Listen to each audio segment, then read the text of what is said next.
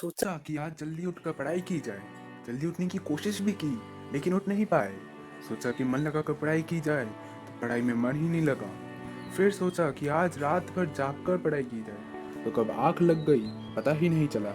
पता ही नहीं चलेगा कि कब तुम्हारी ज़िंदगी बर्बाद हो गई है, और जब पता चलेगा तब बहुत देर हो चुकी होगी। तब इस बात का एहसास होगा कि पढ़ना ज़रूरी था, लेकिन अभी तो तुम्हारे लिए मोबाइल चलाना ज़रूरी है, थोड़ी सी देर टीवी देखना ज़रूरी है, दोस्त का फ़ोन आ गया तो उससे बात करना भी ज़रूरी है, फेसबुक, इंस्टाग्राम, टिकटॉक पर एक बार नज़र मारना भी बहुत ज़रूरी है। तुम्हारे लिए शाम को दोस्तों के साथ क्रिकेट खेलना भी बहुत ज़रूरी है। छोटी छोटी चीज़ें बड़े बड़े कामों को रोकने की कब वजह बन जाती है पता भी नहीं चलता।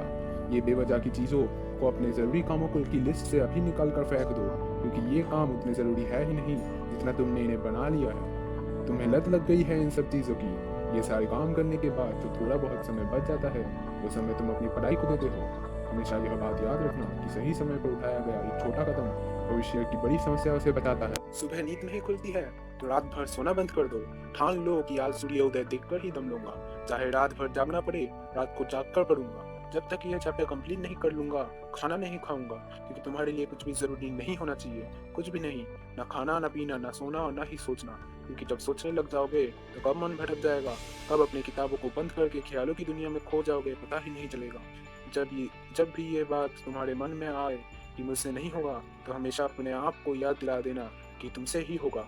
दिन में 2 से 3 घंटे पढ़कर कोई बहुत बड़ा तीन नहीं मान लेते हो। दिन में 24 घंटे पढ़ाई करने की ठान लो। अब तुम कहोगे कि यह तो पागलपन है। दोस्त, पागलपन जरूरी है।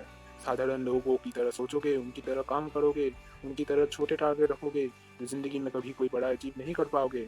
बड़े बड़े सपने रखने से, बड़ी बड़ी बातें करने से किसी को सक्सेस नहीं मिलती।